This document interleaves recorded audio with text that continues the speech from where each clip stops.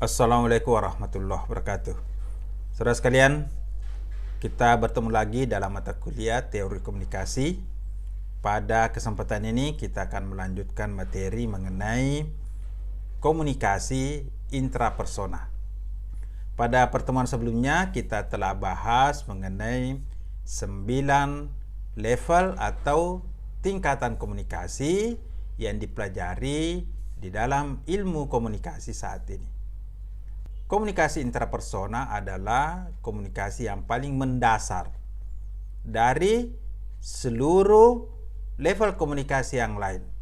Maka komunikasi intrapersona ini adalah fondasi dari seluruh jenis, jenjang, atau level komunikasi yang lainnya.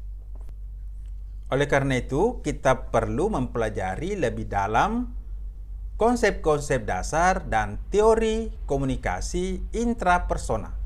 Komunikasi intrapersona adalah proses yang terjadi di dalam pikiran seseorang ketika memberi arti, memberi makna terhadap suatu objek yang dia amati maupun yang dipikirkan.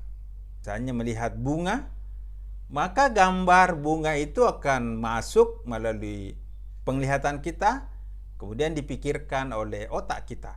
Bentuknya, keindahannya, maka itu adalah satu proses intrapersona communication atau komunikasi yang terjadi di dalam jiwa, di dalam pikiran kita.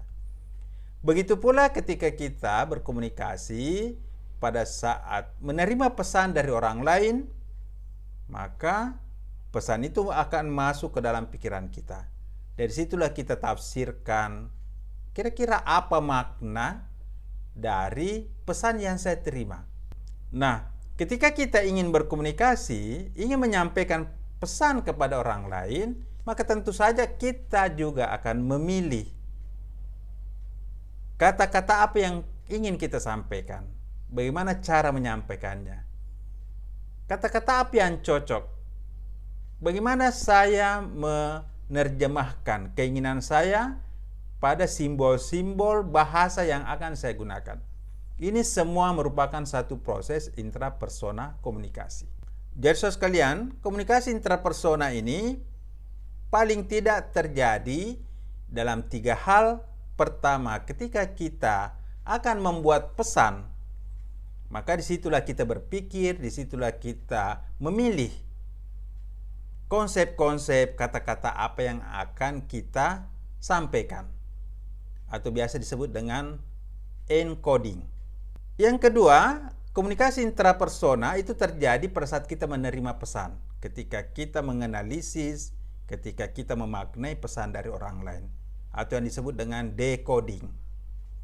Yang ketiga, komunikasi intrapersona itu juga terjadi pada saat kita melihat, mendengar segala sesuatu yang datang dari luar diri kita, yang masuk ke dalam panca indera kita. Di situ akan diproses dan diberi makna.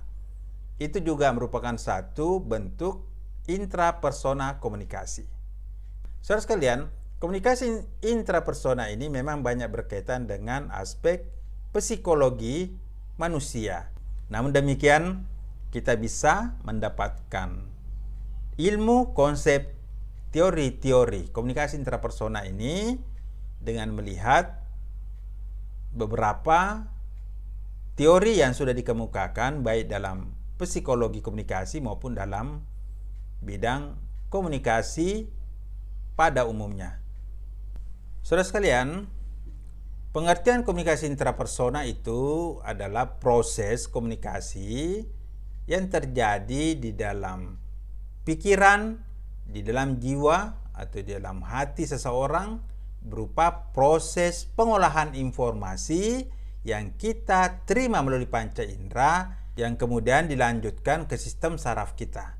Misalnya pada saat kita berpikir, merenung, mengingat sesuatu, menulis, menggambar, bermimpi, menggumam, berdialog dengan diri kita sendiri atau soliloquy atau monolog. Semua ini adalah contoh komunikasi intrapersona. Karena itu, setiap orang pasti selalu terlibat dalam komunikasi intrapersona dalam kehidupannya. Proses komunikasi di sini berarti pengolahan data dan pembentukan informasi melalui sistem saraf dan otak manusia dengan adanya stimulus yang ditangkap melalui panca indera. Proses berpikir dalam artian bagaimana kita mencerna, bagaimana kita memahami suatu simbol atau pesan yang sampai di dalam pikiran kita, itu akan terjadi sebagai reaksi ketika kita mendapatkan stimulus dari luar, sebagai bagian dari proses komunikasi yang terjadi di dalam diri manusia. Nah, saudara sekalian, ada beberapa ahli yang sudah memberikan teori atau konsep atau model komunikasi intrapersona. Di sini kita akan melihat sebuah model yang dikemukakan oleh Dan C. Barlow, seorang ahli komunikasi dari Amerika Serikat, yang membuat sebuah gambar atau model komunikasi intrapersona. Ya, di dalam gambar yang ada di dalam screen ini kita bisa lihat ya bahwa pada dasarnya tingkah laku seseorang itu dipengaruhi oleh faktor yang ada dari luar. Orang akan menerima stimulus dari luar yang memiliki nilai atau valensi, baik itu positif, netral, atau negatif. Nilai sebuah stimulus yang bersifat positif ketika pesan itu dapat memberikan satu perasaan yang gembira, perasaan yang nyaman, perasaan yang menyenangkan. Misalnya, ketika seorang mendapat hadiah, seseorang selesai makan, maka tentu saja dia akan merasa senang atau merasa nyaman. Berarti stimulus yang diterima itu bervalensi positif. Ya, misalnya ketika kita masuk dalam ruangan yang dingin, yang ber-AC, bersih, maka tentu kita akan merasa senang, merasa gembira, merasa bahagia. Itu berarti stimulus eksternal bervalensi positif. Ya. Namun ada juga peristiwa yang mungkin bervalensi netral atau bernilai netral. Misalnya ketika kita mendapatkan satu stimulus dari luar dan kita menganggap biasa-biasa saja, tidak ada sesuatu yang penting. Misalnya kita melihat satu kejadian dan kita anggap tidak ada masalah, maka itu bersifat netral di dalam pikiran kita. Berikutnya ada stimulus yang bersifat negatif. Misalnya ketika kita mengalami satu kejadian yang tidak menyenangkan. Ya, mungkin ada orang yang bertengkar misalnya dengan orang lain, maka tentu saja dia akan merasa sakit hati akibat perlakuan yang tidak menyenangkan dari orang lain.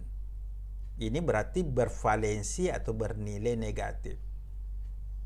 Atau ketika kita masuk di satu ruangan ingin mengikuti kuliah, kemudian ruangannya berantakan, kotor, panas, maka otomatis kita akan merasa gerah, kita akan merasa tidak nyaman, ya, kepanasan sampai berkeringat, sehingga emosi kita tidak stabil. Nah, ini contoh-contoh bagaimana peristiwa dari luar itu bervalensi negatif, sehingga membuat emosi kita menjadi menurun, membuat kita menjadi sedih, menjadi marah, atau memicu emosi-emosi negatif lainnya. Nah, saudara sekalian, tentu yang kita harapkan bagaimana kita mendapatkan pesan-pesan, mendapatkan stimulus yang positif atau yang bervalensi, bernilai positif. Namun ketika kita mendapatkan kejadian yang bervalensi negatif, disinilah perlunya kita menjaga stabilitas emosi kita sehingga kita bisa memfilter setiap pesan-pesan negatif itu supaya tidak masuk ke dalam pikiran kita. Ataupun ketika ada kejadian yang bernilai negatif, hal itu tidak mengganggu emosi kita, pikiran kita secara negatif. Karena kita bisa mengendalikan diri. Karena kita bisa mengatur respon emosional kita supaya tidak memberikan satu dampak negatif, kejadian-kejadian yang tidak kita inginkan itu di dalam hati maupun jiwa kita. Begitu pula dalam berkomunikasi. Ketika kita mendapatkan pesan-pesan negatif dari orang lain, maka kita harus bisa mengendalikan diri agar pesan itu tidak bervalensi negatif di dalam hati dan pikiran kita. Nah, saudara sekalian, ada juga ahli yaitu Wilbur Schramm yang melihat komunikasi intrapersona ini sebagai dasar dari komunikasi antar persona.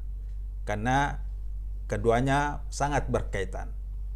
Wilbur Schramm mengatakan bahwa manusia itu ketika menerima banyak pesan akan melakukan satu pertimbangan-pertimbangan untuk memilih dalam mengambil keputusan yang tepat.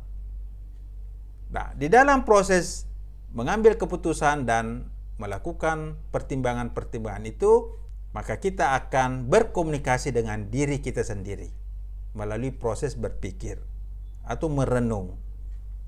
Ya, nah, disitulah kita mendapatkan komunikasi intrapersona. Ketika kita berpikir, ketika kita mempertimbangkan, ketika kita merenung satu hal yang harus kita putuskan.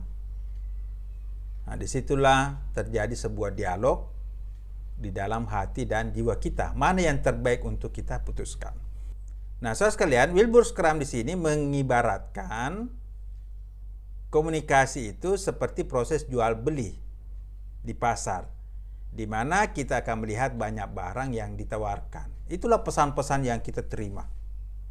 Ya, kita mendapatkan pesan dengan beragam, ada yang positif, ada yang negatif. Nah, kita dapat memilih atau menyeleksi pesan-pesan yang ditawarkan itu.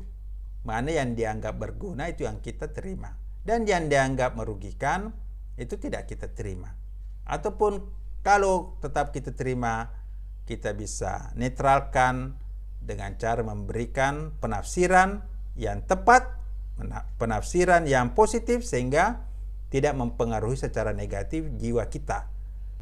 Ketika kita mendapat banyak penawaran, banyak pesan dari luar, maka disitulah pentingnya komunikasi interpersona untuk mempertimbangkan mana informasi yang paling tepat untuk kita terima, untuk kita putuskan.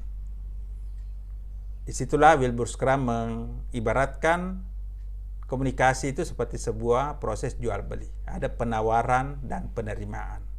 Ya, ada transaksi. Komunikasi ini seharusnya menjadi satu cara bagi kita untuk membangun hubungan yang lebih baik kepada orang lain maupun kepada diri kita sendiri. Oleh karena itu, gunakanlah komunikasi ini dengan baik. Sehingga apapun yang akan kita sampaikan betul-betul kita pikirkan, kita seleksi. Yang akan keluar dari mulut kita betul-betul adalah pesan-pesan yang bersifat positif. Begitu pula sebaliknya, ketika kita menerima pesan dari luar, kita harus bisa memfilter pesan-pesan itu yang masuk ke dalam hati, dalam pikiran kita, betul-betul pesan-pesan yang bersifat positif. Sehingga hidup kita bisa lebih bermakna, baik kepada diri sendiri maupun kepada orang lain. Sebelum kita mengakhiri materi ini, ada beberapa teori-teori yang berkaitan dengan komunikasi intrapersona. Ya, misalnya teori kecemasan, teori sifat, teori atribusi, teori penilaian, teori elaborasi, teori penyusunan tindakan, teori kebohongan, dan teori-teori lain yang berkaitan dengan proses komunikasi yang terjadi di dalam diri seseorang. Jadi saudara sekalian, sudah banyak sekali teori-teori di dalam ilmu komunikasi yang berkaitan dengan kajian komunikasi intrapersona ini. Silakan Anda mendalami lebih lanjut teori-teori yang terkait dengan kajian komunikasi intrapersona. Demikian, semoga bermanfaat. Wassalamualaikum warahmatullahi wabarakatuh.